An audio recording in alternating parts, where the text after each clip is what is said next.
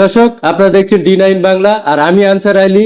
এই মুহূর্তে আমার সঙ্গে আছেন উত্তর 24 পরগনা জেলা সম্পাদক এবং বাদুড়িয়ার অবজারভার কুতুবউদ্দিন ফতেহি।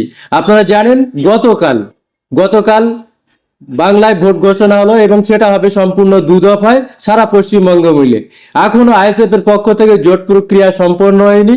তার মধ্যেও দিদিমণি ঘোষণা করেছেন বর্ধিত ডিএ যাদের পাওনা আছে তাদেরকে দেওয়া হবে এবং সেই সঙ্গে ইমাম ভাইদের জন্য 500 টাকা করে ভাতা বৃদ্ধি। এ বিষয়ে আমরা সরাসরি কথা বলবো বাদুড়িয়ার অবজারভার কুতুবউদ্দিন ফতেহির সঙ্গে। দেখুন তিনি বিস্তারিত কি বলেছেন। স্বতন্ত্র সংস্থা, অতএব এই সংস্থা কিভাবে দুদফা ভোটটা করলো সেটা তাদের মধ্যেই তারাই ভালো জানে। তবে আমরা ইতিপূর্বে যেভাবে দেখেছি, কখনো 7 দফা, কখনো 8 দফা, কখনো 5 দফা, বিভিন্ন দফাতে ভোট হয়েছে এই পশ্চিমবাংলায়। কিন্তু আমাদের মূলত দাবি হচ্ছে একটাই, ভোট হোক শান্তিপূর্ণভাবে, ভোট হোক বাংলার মানুষ সে তার যে অধিকার গণতান্ত্রিক পদ্ধতিতে সে তার ভোটটা প্রদান করুক। এটা হচ্ছে আমরা এটাই বলতে চাই। কিন্তু এই নির্বাচন কমিশনার, বিশেষ করে জ্ঞানেশ কুমার, তিনি আজকের দিনে দাঁড়িয়ে পশ্চিমবাংলার মানুষকে যেভাবে হয়রানির মধ্যে ঠেলে দিয়ে ভোট ঘোষণা করলেন, এটাই তো আমরা মনে করছি অন্যায়। কেন অন্যায় মনে করছি? আমরা ইন্ডিয়ান সেকুলার ফ্রন্টের চেয়ারম্যান পীরজাদা নওশাদ সিদ্দিকী সাহেব তিনি বললেন যে আগে ফেয়ার রোল তৈরি হোক, তারপরে ভোট ঘোষণা হোক। এটার প্রতি তিনি গুরুত্ব দিলেন না। কেন দিলেন না? বিজেপি এবং তৃণমূল দুটোর যে সেটিং, দুটো মিলিতভাবে বিজেপিকে এই রাজ্যে ক্ষমতায় আনতে চাইছে, এটা পরিষ্কার হয়ে গেল, এটা ক্লিয়ার হয়ে গেল। অতএব তাদের পাতা ফাঁদে জ্ঞানেশ কুমার পা দিয়ে তৃণমূল আর বিজেপির সুবিধা পাইয়ে দেওয়ার জন্যই তিনি এই রাজনৈতিক সমীকরণ, এই মেরুকরণটা করলেন। এটা সারাসার পরিষ্কার হয়ে গেল। আপনি ফলো করে দেখুন, মমতা ব্যানার্জি এসআইআর নিয়ে ধর্নায় বসলেন, সেখান থেকে মুসলমানদেরকে বিভিন্ন কটূক্তি করলেন। আবার এই এসআইআর নিয়ে ওই মঞ্চে বক্তব্য দেওয়ার শেষের দিকে তিনি বললেন ভোটের পরেও তো এসআইআর এর কাজ হবে। মানে বাংলার এই যে 60 লক্ষ নাগরিক, সাধারণ খেটে খাওয়া মেহনতি মানুষ, তাদের ভোটের প্রয়োজন নেই মমতা ব্যানার্জির, এটা তিনি প্রমাণ করলেন। তাদের ভোট তারা যদি নাও দেয় তার কোনো সমস্যা নেই, কিন্তু এদেরই ভোটে এই মমতা ব্যানার্জি ক্ষমতায় আছে, এদেরই ভোটে এই মমতা ব্যানার্জি জিতে আছে, এদেরই ভোটে এমএলএ হয়েছে, এমপি হয়েছে, লালবাতি চড়ে বেড়াচ্ছে। আর এদের যখন অ্যাডজুডিকেশনে মারা আছে, এদেরকে যখন ডিলিটে ফেলে দিয়েছে, তখন মমতা ব্যানার্জি রাজ্যবাসীর কাছে, বাংলাবাসীর কাছে, বাংলার মায়ের সন্তানদের কাছে নাটক শুরু করলেন। 2026 নির্বাচন, এই নির্বাচন হবে আর বাংলার নাগরিক ভোট দিতে পারবে না, এটাকে কিছু মতে মেনে নেওয়া যায় না। 18 বছরের ঊর্ধ্বে বহিত নাগরিক, এই ভারতীয় নাগরিক, জ্ঞানেশ কুমারের মতোই একটা টিম, নির্বাচন কমিশনারের টিম, তারাই তো দিয়েছিলেন ভোটার কার্ড। ভোটার কার্ড তো আসমান থেকে আসেনি, ভোটার কার্ড জমিন থেকে, মাটির তলা থেকে আসেনি। এই ভোটার কার্ড দিয়েছেন নির্বাচন কমিশনারের দপ্তরের মানুষেরা। আর তারাই আজকে আবার সেই ভোটার কার্ডকে কেড়ে নেওয়ার ব্যবস্থা করলেন।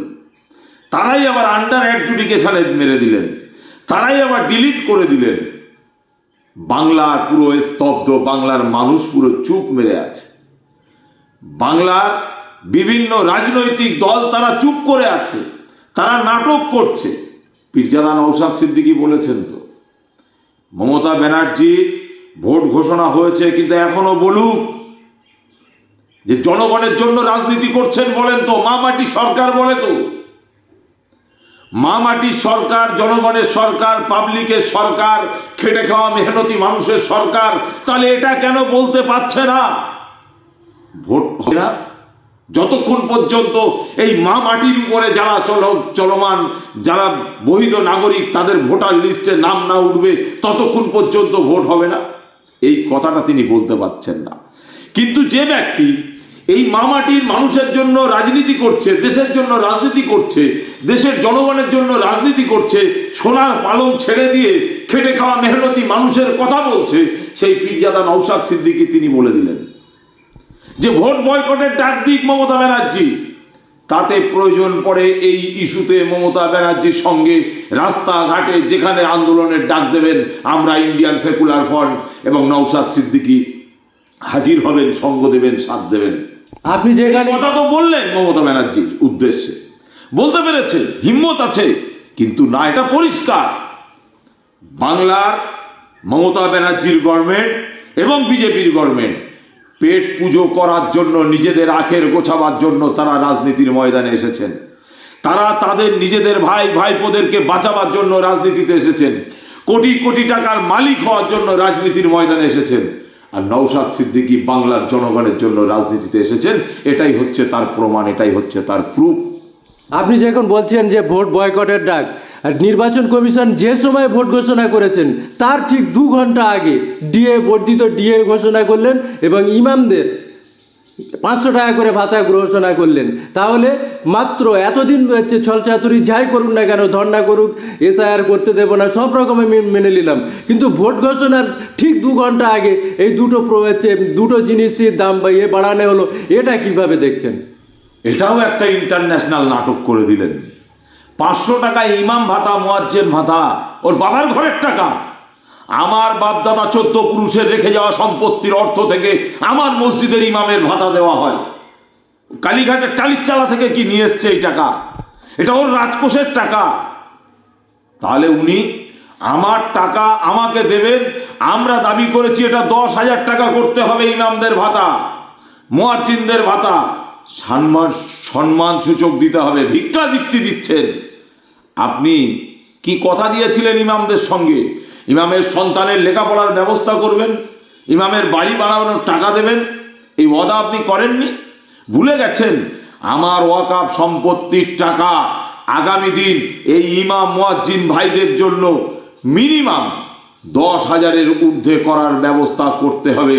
যদি না করতে পারে তার জবাব আগামী দিন এই মুয়াজ্জিন ইমামরা দিয়ে দেবে। আর ভোটের আগে এটা সস্তায় রাজনীতি করতে চাইছে। ইমাম মুয়াজ্জিনরা ওনার পকেটে চলে যাবে, 500 টাকায় বিক্রি হবে, এটা উনি ভেবে নিয়েছেন।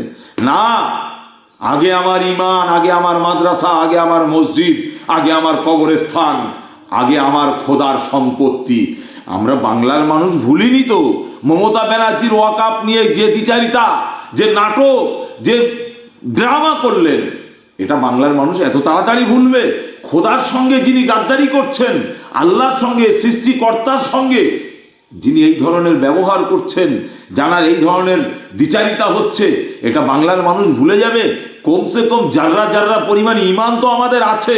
সেই জায়গায় দাঁড়িয়ে আগামী বিধানসভায় এর উত্তরটা মমতা ব্যানার্জি হাড়ে হাড়ে টের পাবে। এর ফল আগামী দিন মমতা ব্যানার্জিকে ভুগতে হবে, এটা আপনাকে আমি বলে রাখলাম। আর পুরোহিত ভাতা রাজকোষের অর্থ থেকে দিচ্ছে কি দেবত্ব সম্পত্তি থেকে দিচ্ছে সেটা তাদের ব্যাপার, কিন্তু এটা একটা সাম্মানিক দেওয়া হলো 500 টাকা। 500 টাকা এখন কি হয়? একটা ঈদের উপলক্ষে জামা কাপড় কিনতে গেলেও 500 টাকা নিয়ে বাজারে গেলে একটা বাচ্চার জামা কাপড় হয় না, একটা মায়ের শাড়ি হয় না, একটা বাবাজির জামা কাপড় হয় না, লেবাস হয় না। 500 টাকা করে ভাতা, সস্তায় রাজনীতি। বাংলার জনগণকে বলবো, বাংলার ইমাম, পুরোহিত, মুয়াজ্জিন প্রত্যেকের উদ্দেশ্যে বলবো, মমতা ব্যানার্জির ভাইপোরা কি ধরনের পোশাক পরে, কি ধরনের জামা কাপড় পরে, কোথায় চিকিৎসা নেয়, তারা কি বিজনেস করে, সেই বিজনেস আপনি করা শুরু করে দিন। তাহলে আপনার সন্তানটাও মমতা ব্যানার্জির ভাইপোর মতো বিদেশে যেয়ে চিকিৎসা করাতে পারবে। আর আপনার সন্তানের চিকিৎসা যেখানে হয় সেখানে চিকিৎসার ব্যবস্থা নেই, সেখানে ডাকাতি চলছে, ডাকাতি, দিনে দুপুরে ডাকাতি। আরজি করে দেখেননি? বসিরহাট হসপিটালে দেখেননি? বারাসাত হসপিটালে দেখেননি? বিভিন্ন স্বাস্থ্য কেন্দ্রগুলোতে দেখেননি কি ধরনের 2 নম্বরই, কি ধরনের ধান্দাবাজি, কি ধরনের ধোঁকাবাজি চলছে? এদের সব বড় বড় কর্পোরেট বিজনেসম্যান, বড় বড় নার্সিংহোমের সঙ্গে সব ডাক্তারদের কন্ট্যাক্ট, এই ধরনের ব্যবসা, এই ধরনের রাজনীতি এই পশ্চিমবাংলায় শুরু হয়ে গেছে। এরা জনসেবা করতে এসছে, এরা দেশ সেবা করতে এসছে, এরা মানুষকে লুটতে এসছে। সেজন্য যাতে আর আগামী দিন লুটতে না পারে, বাবা সাহেব আম্বেদকরের দিয়ে যাওয়া যে সংবিধান, সেই সংবিধান মোতাবেক গণতান্ত্রিক পদ্ধতিতে এদেরকে সরিয়ে দিন। যারা দেশের জন্য, দেশের জনগণের জন্য কাজ করতে চায় তাদেরকে আপনারা ক্ষমতায় নিয়ে আসুন, এটা আমরা বলছি। এবং বিশেষ করে এই বিধানসভা ভোট যতক্ষণ পর্যন্ত ফেয়ার রোল না হচ্ছে ততক্ষণ পর্যন্ত ভোটটা হওয়াটাই আমরা পক্ষপাতিত্ব করছি না। তারপরেও মমতা ব্যানার্জি, তাকে আমরা এখনো চ্যালেঞ্জ করছি, জনগণের জন্য যদি আপনি রাজনীতি করে থাকেন, নওশাদ সিদ্দিকীর অ্যাকসেপ্টকে আপনি মেনে নিন, নওশাদ সিদ্দিকীর কথাকে আপনি মেনে নিন। যদি না মানেন তাহলে জানবো আপনি সম্পূর্ণ নাটকবাজ, ভাঁওতাবাজ, ধান্দাবাজ, ধোঁকাবাজ, চিটিংবাজ, বাংলার মানুষের সঙ্গে প্রতারণা করছেন, ধান্দাবাজি করছেন, 2 নম্বরই করছেন, চিটিংবাজি করছেন। বিজেপির ব্রিগেডের সমাবেশকে কার্যত পুলিশ লাঠিচার্জ করেছে জনসাধারণের উপরে। সেখানে বাংলায় দু দফায় ভোট, ইতিহাস সাক্ষী থাকবে। বাংলায় কি আবার কোনো রাজনৈতিক দাঙ্গা শুরু হতে চলেছে? কি বলছেন? বিজেপি আর তৃণমূলের সেটিং, এই সেটিং বোঝা বড় দায়। মমতা ব্যানার্জি কত সুন্দর এসআইআর নিয়ে বিজেপির হাতে ক্ষমতাটা তুলে দিচ্ছেন, এটা বাংলার নাগরিকরা তো বুঝতে পারছে। অতএব এদের সেটিং, কে কাকে মারবে, কে কাকে ধরবে, কে কার বাড়ি ভাঙবে, কে কার ঘর ভাঙবে, কে কার গাড়ি পোড়াবে, কে কার গাড়িতে আগুন ইট মারবে, ঢিল মারবে, এগুলো সব এদের আগে থেকে প্ল্যান প্রোগ্রাম হয়ে সব থাকে। আর এরা সেই প্ল্যান প্রোগ্রামে হাঁটছে। অতএব এদের বিষয়ে যত কম কথা বলা যায় ততই ভালো। কিন্তু বিজেপি এবং টিএমসি বিরোধী দেখতে গেলে পশ্চিমবাংলায় সিপিএম, আইএসএফ, কংগ্রেস। কিন্তু কংগ্রেস এখন একা লড়ছে, আইএসএফ সিপিএমের জোট এখনো সম্পূর্ণ হলো না। কি বলবেন? আপনার মনে হয় জানা নেই, কংগ্রেস তৃণমূল আর বিজেপিকে সুবিধা করার জন্যই সারা পশ্চিমবাংলা জুড়ে প্রার্থী দেওয়ার চিন্তা ভাবনা করছে। এর মূল উদ্দেশ্য হচ্ছে এটাই। এরা বাংলার নাগরিকের জন্য রাজনীতিতে আসেনি, এরা নিজেদের আখের গোছাবার জন্য রাজনীতিতে এসেছে। সেজন্যই যাতে তৃণমূল আর বিজেপির লাভ হয় তার জন্যই নওশাদ সিদ্দিকীদের ডাকে, আমাদের ডাকে এরা সাড়া দেয়নি। এটা পরিষ্কার, বাংলার জনগণ জেনে গেছে। আগামী দিন 2026-এ দেখবেন ধুয়ে মুছে সাফ হয়ে যাবে। যারা তৃণমূলের মধ্যে, যারা বিজেপির মধ্যে, যারা এই কংগ্রেসের মধ্যে আছে শুভ বুদ্ধি সম্পূর্ণ মানুষ, তারা আগামী দিন সামনে হাতে ঝান্ডা থাকবে তৃণমূলের, ঝান্ডা থাকবে কংগ্রেসের, ঝান্ডা থাকবে বিজেপির, কিন্তু তারাও আগামী দিন এই জোট এবং এই আইএসএফ সমর্থিত প্রার্থীদেরকে আগামী দিন ভোট দিয়ে বিপুল ভোটে আবার সোনার বাংলা তৈরি করার জন্য, আবার এই সোনার বাংলায় শিল্প হওয়ার জন্য, আবার সোনার বাংলায় স্বাস্থ্য হওয়ার জন্য, আবার সোনার বাংলায় কর্মসংস্থানের ব্যবস্থা করার জন্য, আবার সোনার বাংলায় সুন্দর লেখাপড়ার ব্যবস্থা করার জন্য আবার মানুষ আমাদেরকেই ক্ষমতায় নিয়ে আসবে। এটা আপনাকে আমি বললাম, আপনি চ্যালেঞ্জে রেখে দিন। এই সপ্তাহের মধ্যে সিপিএম এবং আইএসএফ একত্রিত হবে এবং সরকার বিরোধী বিজেপি এবং টিএমসি বিরোধী একটা শক্তি বাংলা দেখা দেবে। এই সপ্তাহেই সেটা প্রকাশ হয়ে যাবে এবং মানুষ এক জায়গায় আসবে, এটা কি আশা করা যায়? এই সপ্তাহের মধ্যেই একটা ভালো খবর বাংলার নাগরিক পাবে, বাংলার মানুষ পাবে, এটা আপনাকে আমি বলে রাখলাম। খালি এইটুকুই বললাম, বাংলার নাগরিক, বাংলার খেটে খাওয়া মেহনতি মানুষ, তাদের কণ্ঠেও যারা তাদের জায়গা, তারা তাদের মতো করে তারা আগামী 1 সপ্তাহের মধ্যেই তারা ক্লিয়ার হয়ে যাবে যে বাংলার জন্য কে বা কারা কোথায় কি রাজনীতি করতে চাইছে, এটা আপনারাও ক্লিয়ার হয়ে যাবেন। কিন্তু এই মমতা ব্যানার্জির যে প্রলোভনের রাজনীতি, যে ভিক্ষাবৃত্তির রাজনীতি, যে ভাতার রাজনীতি, এটাকে ভুলে যেতে হবে। কেন এই টাকা, মমতা ব্যানার্জিও বলেছে না গত কয়েকদিন আগে, কারোর বাবার ঘরের টাকা নয়, টাকা নেবেন। কেন মমতা ব্যানার্জি নিজের ঘর থেকে টাকা দিচ্ছে না, অতএব টাকা নেবেন, ভাতা নেবেন, সব কিছুই নেবেন, কিন্তু ভোটটা দেওয়ার সময় ভেবে চিনতে ভোট দেবেন। এটা বাংলার নাগরিককে বলবো। আপনারা দেখেছেন তো মুসলমান সম্প্রদায়কে নিয়ে কতটা এদের নিচ মনে, মিড ডে মিলের জন্য রাস্তায় আন্দোলন করছে মাদ্রাসার শিক্ষকরা। মাদ্রাসার শিক্ষকরা তারা যে পড়াশুনো করায়, শ্রম দেয়, তাদের তাদের ভাতাটা, তাদের পয়সাটা, তাদের মাইনাটা একটু বাড়াবার জন্য আন্দোলন করছে। মাদ্রাসার ছাত্রদের পায়ে জুতোর জন্য আন্দোলন করছে। মাদ্রাসার ছাত্রদের গায়ে জামার জন্য আন্দোলন করছে। আর সেই মাদ্রাসার শিক্ষকদের কিভাবে পিটিয়ে মারল, এটা মেনে নেওয়া যায় এই সুস্থ সমাজে? আপনি এত কিছু করছেন, বলতে পারতেন না তাদের জন্য? আপনি কুত্তার খাওয়ার ব্যবস্থা করছেন, কুত্তার বাচ্চার খাওয়ার ব্যবস্থা করছেন। আর মাদ্রাসাটা এত অ্যালার্জি কিসের দিদিমণির কাছে? আর মাদ্রাসার শিক্ষকদের জন্য আপনার চিন্তা ভাবনা নেই, আপনার মাদ্রাসার বাচ্চাদের জন্য আপনার চিন্তা ভাবনা নেই, এত অ্যালার্জি। কিন্তু বাংলার নাগরিকের কাছে হিন্দু ভাইরা যাতে একত্রিত হয়, ঐক্য হয়, বিজেপিতে ভোট দেয়, তার জন্য বড় বড় নাটক করে মাদ্রাসার নামে এত টাকা অ্যালটমেন্ট করছি, মাদ্রাসা শিক্ষায় এত কোটি টাকা দিচ্ছি, এই ভাঁওতাবাজি ছাড়া দ্বিতীয় আর কিছু নেই। অতএব এই মমতা ব্যানার্জিকে যত দ্রুত সম্ভব পশ্চিমবাংলার মাটিতে গণতান্ত্রিক পদ্ধতিতে পুঁতে ফেলা যায় তার ব্যবস্থা বাংলার নাগরিককে, বাংলার জনগণকে করতে হবে। না হলে আগামী দিন পশ্চিমবাংলা আরও সমূলে ধ্বংসের দিকে এগিয়ে যাচ্ছে।